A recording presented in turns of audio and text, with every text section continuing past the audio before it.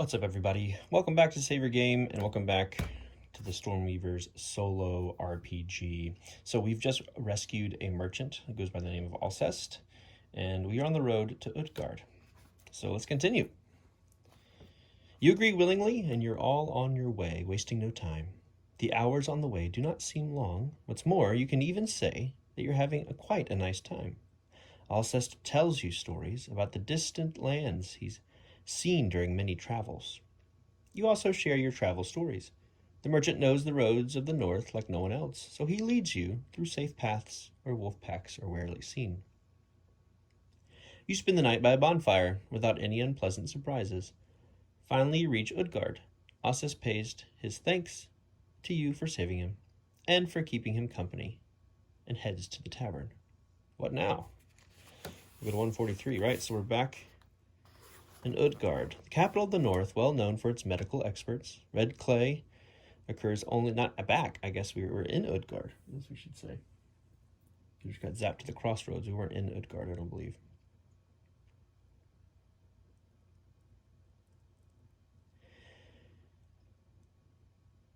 So, the capital of the north, well known for its medical experts. The red clay occurs only in these lands, in this climate. Thanks to its extraordinary healing properties, it is added to most of the remedies of the known world. We might as well head to Under the Dragon. It's the first one we can go to, 53.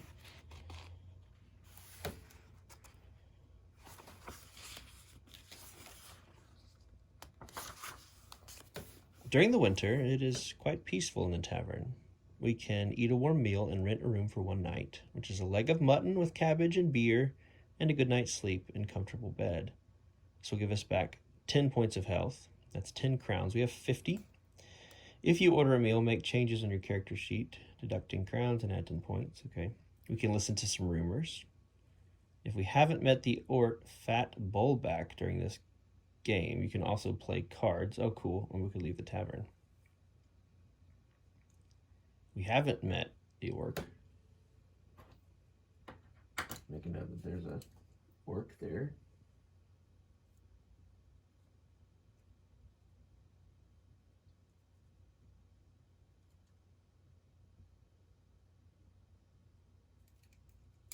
Sure, let's play some cards.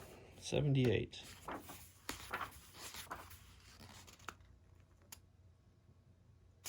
A game of Hellish Mariah. 3 orcs sit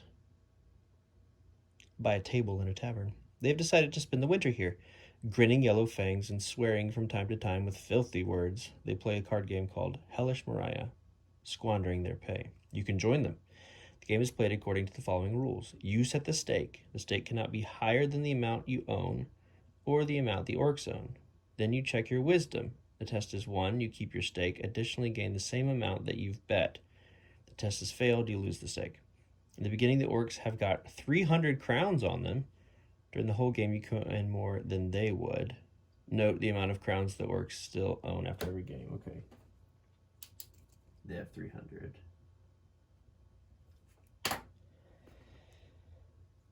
If you got your own pack of cards, go to the paragraph number you see written on the pack. Oh, interesting. When you finish playing, or if you got no money, you can look around. And then we can leave. Why not? Let's play one game. We'll set the stakes at 10, meaning if we win, we'd get 20. But we lose the stake if we lose. We have to test our wisdom, which is a 7. All right, so here we go. Less than a 7. Yeah, it's a 3. So they now have 290. And we have 60. And why don't we go one more? We'll do 10 once again. Hey, 2 ones. So we'll get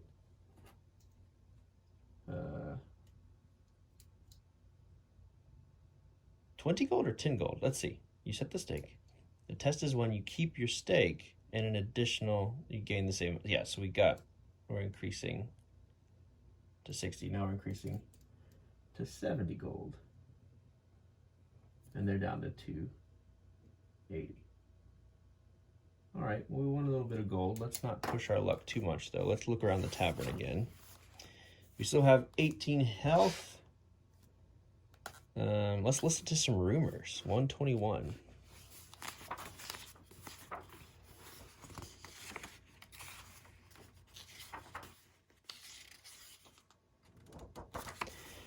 Gossip, gossip, full of it in every tavern. Steaming and warmed up by a joyful fire, guests talk louder and louder, not caring if anyone actually listens, whereas you strain your ears. Storms and bad spells rampage in the north. In an old black tower, a warlock has allegedly settled. Do we have the tower on here? We do. We'll say warlock here on our tower note on the map. I believe that's the same one.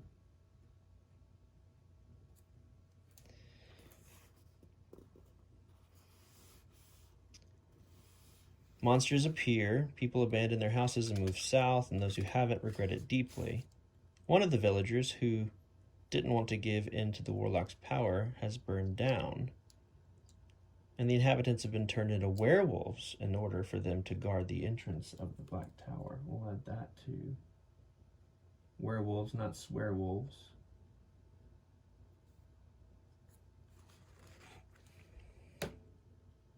Communication with the northernmost town of Tusculum has been broken, and no one knows what's been going on there for months. We'll just make Tusculum note here on the map and a question mark. We'll put it somewhere north.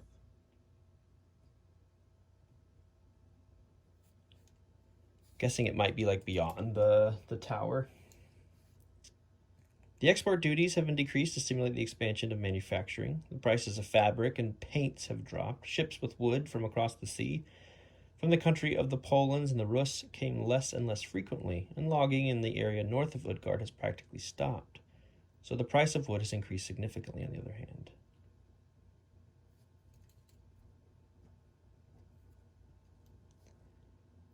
In the country of Teutons, new taxes have been imposed on dwarves, who therefore started to revolt. Prince Sigismund quelled the rebellion with iron and fire, and the trees were bent from the heavens of hangmen's for Wotan's glory.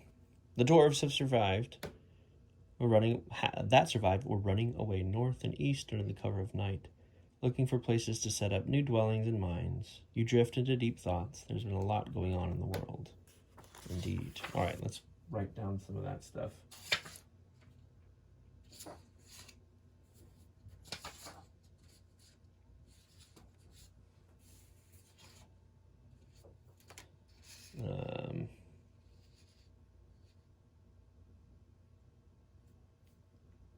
Teutons, dwarven revolt,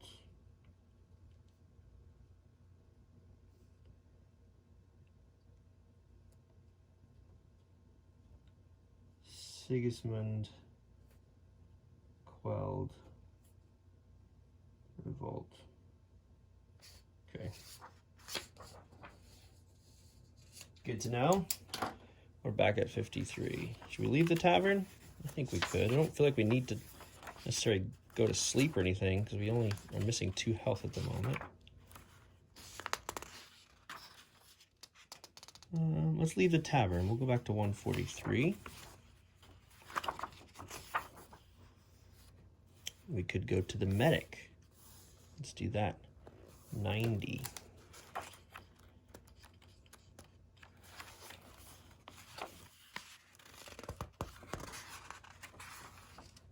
Here's the medic. You open a creaky door. There's an office filled with books in front of you. Bulky volumes stand on shelves, lie scattered on the floor, and piled up on the desk. There is a man in a long robe sitting behind it. He's fiercely writing something down with a grim face. However, he lights up when he sees you. Welcome, welcome, great warrior. Sit down, master. What brings you here? Are blisters from the axe bothering you, or perhaps that unhealed wound from the last campaign? Or perhaps, here he squints a slyly eye, you need a mixture for success. Oh, for success with women.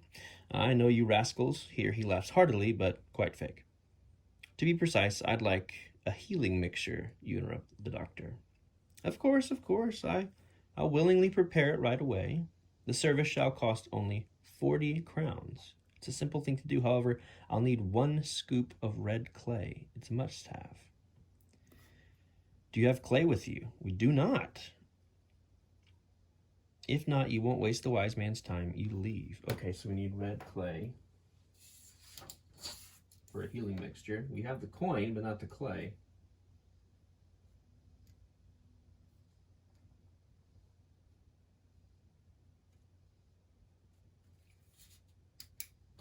Right.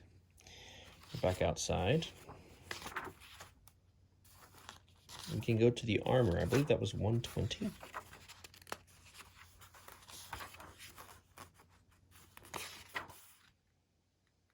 Yes, 120 is the armorer. And we can buy some gear.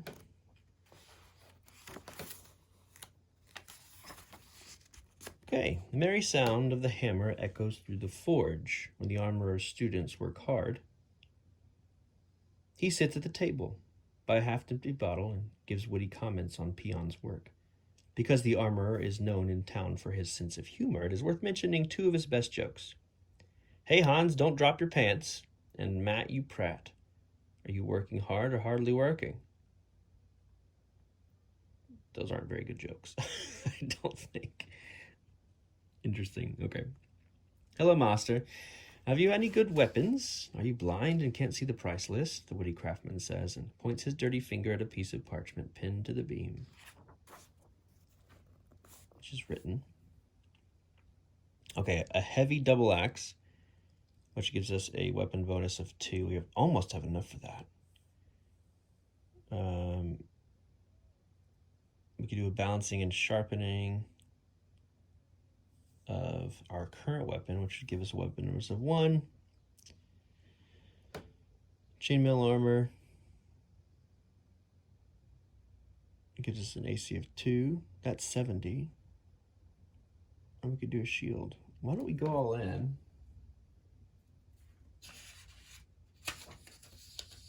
Or we could just save up for that.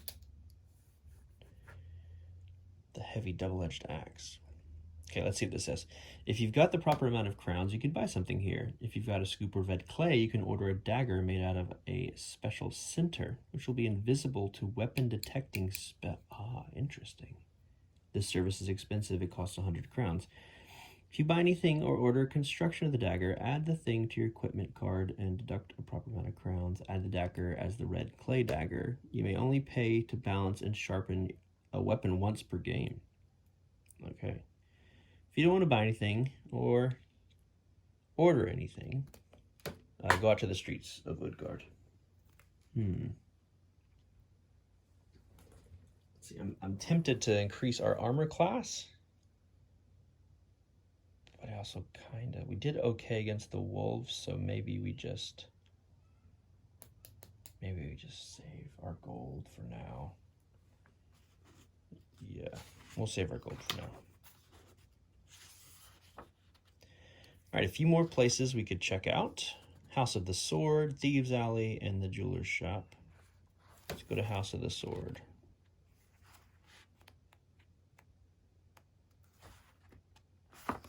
The House of a Sword. Frederick von Hesse, a former sellsword, is the owner of the House of a Sword. He teaches martial arts with different weapons here. Because of high prices, his clients are mainly aristocrats who will gladly pay a lot of money for his knowledge about fencing and new skills. You ask him for a job. I'm not looking for an instructor at the moment, but you can work as a training partner for these aristocratic a-holes, so to say. You get yourself beaten up for money. If it suits you, I'll hire you for a whole day of fights with wooden sticks, clubs, and spears. And it won't be the most pleasant day of your life, but I'll pay 10 crowns for finishing the job. It is a hard way to make money, but sometimes there's just no other way. If you agree, you'll make 10 crowns, but your health shall drop by half of its present quantity. You can do this job only once during the game. If you agree, add the money to your equipment. Looking at your curiosity, he also adds that if you'd like to learn a few new tricks, a three-day training course costs 100 crowns. Buying the course will make your dex raise 1. If you've got an emerald, Frederick can take it as payment instead. cool.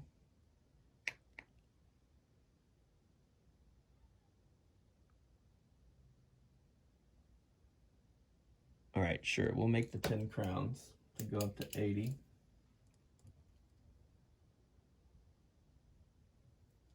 But we'll lose 9 hit points. 3, 4, 5, 6, 7, 8, 9. That leaves us with 9. All right. That's kind of risky, but it's cool to get a little more money. All right, back to 143. Just exploring town here, talking to all the NPCs. That's how I play video games too. I check everything out first. Okay, Thieves Alley and Jeweler Shop. So 209 and 266.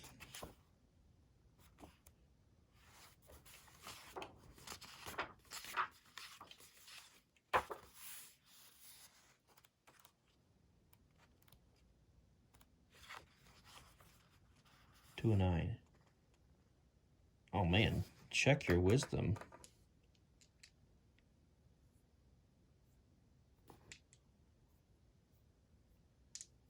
Cool, okay. So one thing to remember is if we're below 10 health, we add 2 to this die roll. And if we get equal or lower than the actual roll, we'll be okay. So let's go ahead and roll. Just the book here.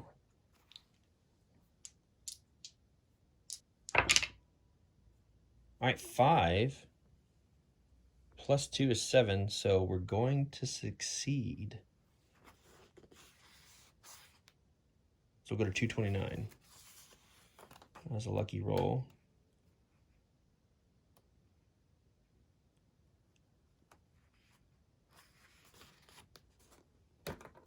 You look into the depths of a shadowed lane. You don't like it at all.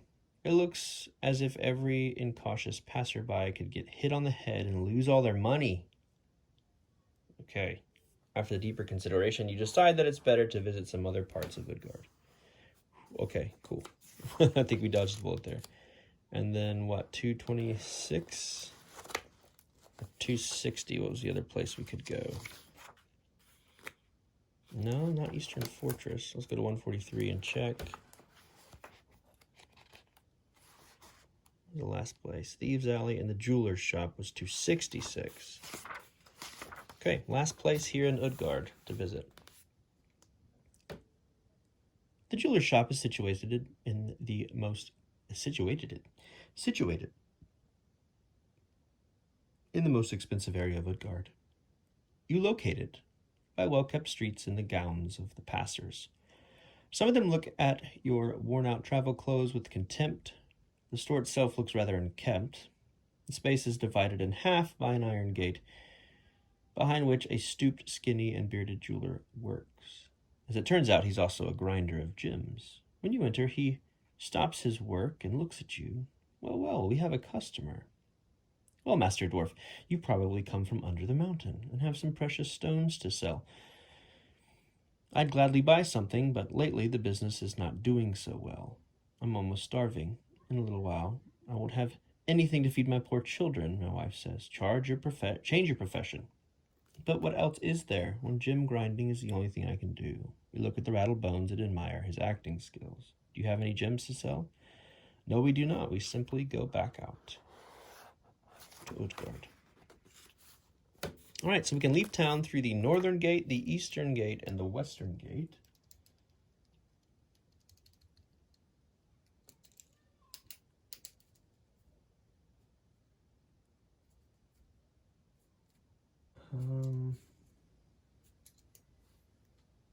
So seemingly, if we go back west, we'll head back towards the ruins. We don't know exactly where that'll lead us.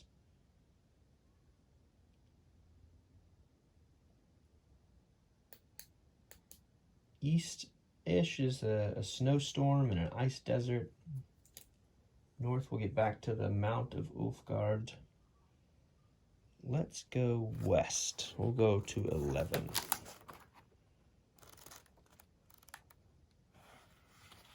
Oh, the Black Tower. No, that's not it. Beaten Route to the west. You go through the western gate and take the beaten route. You pass deserted villages and waste grounds. In the late afternoon, north from the route, not far away, you see a grand court.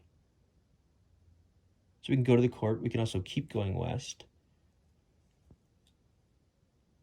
Or if we'd like, we can turn back around and go to Utgard.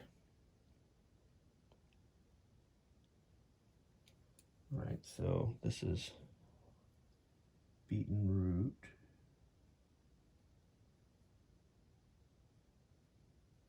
We go this way. North we have a court. Why don't we go to the court? See what we can see. 28.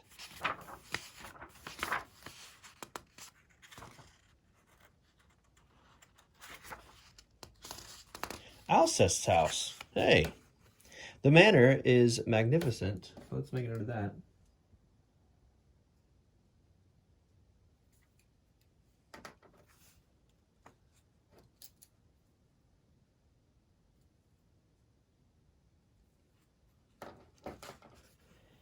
The manor is magnificent and surrounded by a palisade. The large doors are always closed at night, for there is a true plague of werewolves in the north. During the day, the doors remain wide open. In the yard, you notice many sleighs packed with goods. Hubbub accompanies loading and unloading. Servants crowd everywhere. Some take goods to the warehouses. Others haul parcels from big shacks and load them into the vehicles. On a bench in front of the manor sit two fat warriors, tucked in furs. From the conversation, you hear that this is the house of the merchant Alsace.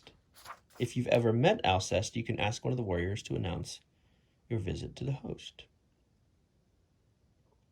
Well, sure. We'll tell him we're here. Alsace's house. Alsace greets you with his arms opened wide. Welcome, Timon, old friend. For my savior, the door to my house is always open. Come in, come in. You enter through a dark hallway, straight to the hall of the Alsace's court. There is a pleasant bonfire in the middle, and aromatic smoke rises up in the air between sooty beams. It wafts up through a hole in the ceiling into the sky. You can see a few guests and home dwellers sitting by the tables. Larchwood walls are covered with expensive, ornate, and exotic carpets, and according to the northern tradition, weapons, expensive weapons. The wooden floors dressed in bear and boar fur. The host calls his steward and tells him to serve the best ham and a keg of an October beer. It's nearly fall here at the time of this recording, and October beer sounds really good. After an hour of talk about your new adventures and travels, a clerk approaches the merchant and whispers something in his ear. Alsace listens, clearly moved. Forgive me, dear friend. Business calls. I'll introduce you to my guests. I'm sure you'll have a nice evening. He leads you to the guests and disappears down a corridor. We go to 7.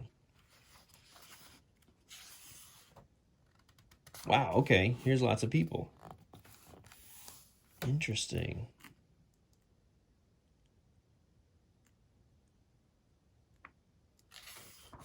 Okay. Here are Alsace's guests.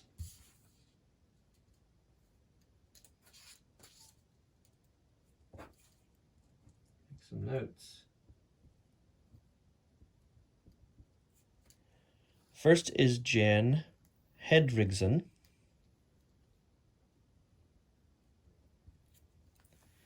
Jurist academic from Utgard, expert in laws and customs, filthy rich. If any of your friends had asked you for legal help during this journey, you can turn to Jan. I have not. In other cases, there's no point to even start a conversation. Jan Hedrigsson is known to be a cold and unpleasant man. There's also Skal Gustafsson. Okay, so Jan is the jurist. There's also Skal. The most famous bard and filly in the whole north. You've heard that he knows over 80 sagas and numerous rhymes by heart. He also writes his own poems, which is an unusual thing for people of his kind. Fame obliges. If you want to hear a ballad, you have to pay 15 crowns. Okay, that sounds fun. Might have to do that. Feach MacHugh O'Byrne, commander-in-chief of the Utgard army, who sits staring gloomy into his mug of hot, wet wheat beer. On the first glance, one can see that he is not interested in conversation. There's a box with dominoes on the table. Sometimes to think clearly, it is good to solve a riddle. Remember that you can create a pattern only once during the game. Oh, interesting. You can also tuck yourself in a fur, sleep until morning, and then be on your way. I say we go up to Skal. I say we pay 15 crowns and hear a ballad.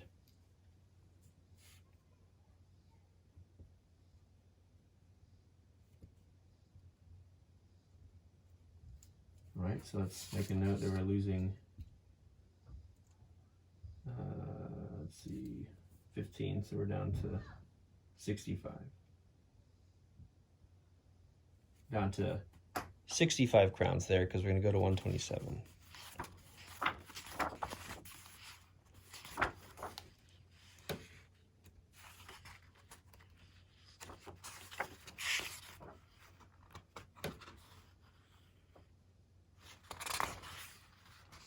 Oh my. Okay. Skal considers for a while when you ask for a ballad. I think that these songs shall be adequate for today's evening, he finally responds. Which would you like to hear? A song about Bulwark the Smith, a song about Skygarak Bluff, or a song about Snorri the Fratricide? If you choose a song, do that. You can also wrap yourself in... Oh, okay. Why not the Bluff? Let's go hear the story of the Bluff.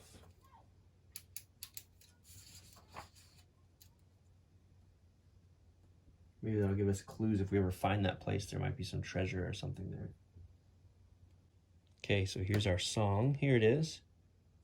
A horrible bluff looms in the west. Skygarak, it's called, or the sacrificial cliff. During old times, to appease the gods from disease and fire, from war and hunger, from snowstorm and sword, from thirst and pestilence, their victims were executed. Brave warriors, beautiful women with pretty faces as well. In that place no soul lives today. Birds flew away, they moved out swiftly. No animal shall go astray. No man shall stop by.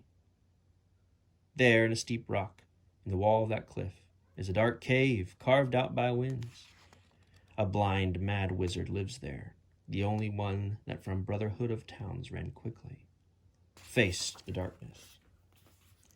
Before that he persuaded his confraternity to chase away the traitor together, but their hearts were yellow, the mages escaped, taking the riches, leaving people behind at the mercy of Warlock. He stood to fight alone, brave and gallant mage. Dorland was his name, thrice glorified. He stood on mound of Ulfgard without fear. He looked at the black tower, lair of filth. 10 days lasted their struggle, 10 days of thunderbolts crossing the sky. If someone would have helped him, he probably would have won. But the wizard Zagrathor betrayed him, a friend. False, one discovers that when in need. Out of fear in his tower, he shivered, he didn't help. He didn't want to get into black books, so he betrayed. Our hero lost, also got severely punished. Getting blinded, losing his senses, he now sits in the grotto. Nothing keeps him there, only his own madness, whereas coward Zagrathor did not escape punishment. It never occurred to him to avenge his friend in a sudden change of heart. Sometimes it happens so. Warlock, with his spell and trick, imprisoned him in his own home and called the guard. Over the Skygarak bluff, on frosty winter days, only lunatics laugh echoes. Okay, so a crazy warlock lives where we rescued Alsace, I think, in the ruins. So yeah, let's go back to 127. I think we'll settle in for the night. We don't want to spend any more money.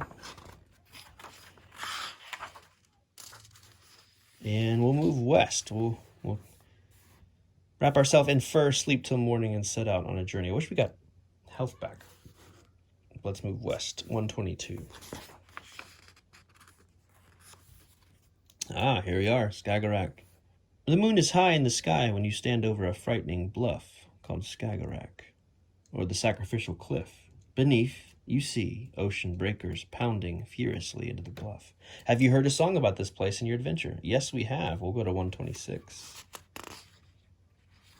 So over here is the sacrificial cliff.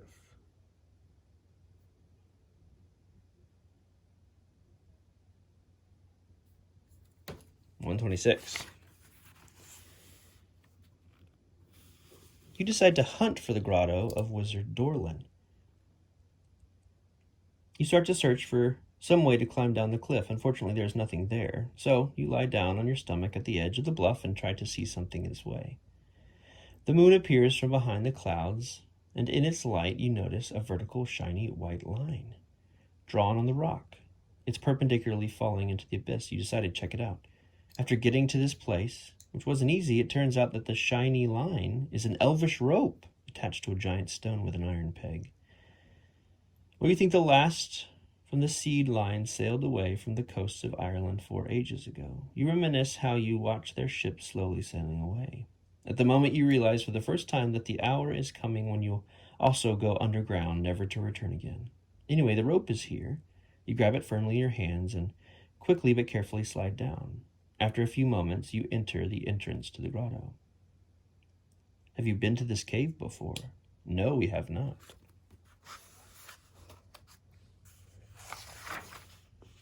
The Mad Wizards Grotto. Well, this actually seems to be a bit longer than I wanted to read today, so let's put a pin in it there. This seems to be a good little cliffhanger to keep us wondering what's happening next, get us back to playing sooner. So that is it for today, friends. We'll pick up next time at the Mad Wizards Grotto. Hope you enjoyed watching and traveling along the story of Fime and the Dwarf and the Stormweavers. And we'll see you next time. Thank you so much. Goodbye.